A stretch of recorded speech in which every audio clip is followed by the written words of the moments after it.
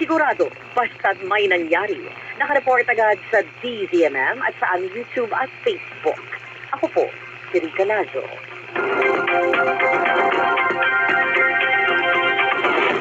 DZMM Balita ngayon.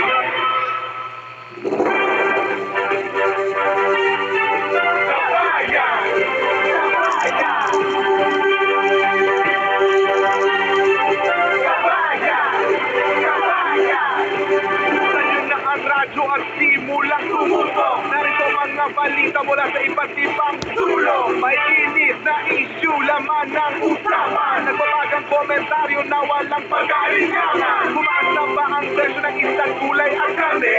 Magkano na kaya ang papasahe? Ano kaya ang lagay sa daloy ng trapiko? Bumaas ba ang petrolyo?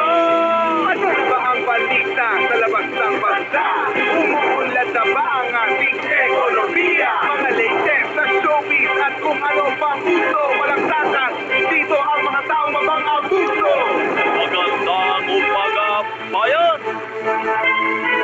Kabayan! Kabayan! Di tayo papabayaan ang talagang mahalaman. Kabayan! Ulat sa balita at talakayan. Kabayan! Kabayan! Pangyarihan ng mamamayan. Kabayan! Ang maglilingkod sa sambayanan. Inaasahan at pinaniniwalaan. Nangungunang boses ng ating bayan. Kakampi ni lolo't lola, nanay, tatay, kabata. Di lang puro salita, nakikita sa gawa. Serbisyong publiko para sa masa at bansa.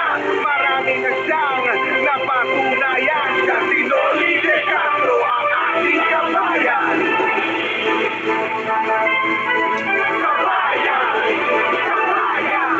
Di tayo papabayaan talagang mahalaman. Kabayan! Kabayan! Ulat sa balita at talakayan. Kabayan! Kabayan! Kapangyarihan ng mamamayan. Balita! Talakayan! Kabayan! Kapangyarihan ng mamamayan. Balita at talakayan.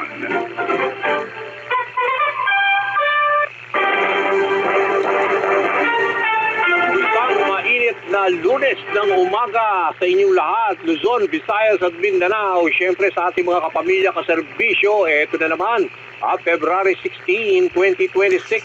Ang bilis ng araw, ang dami ho mga nagaganap.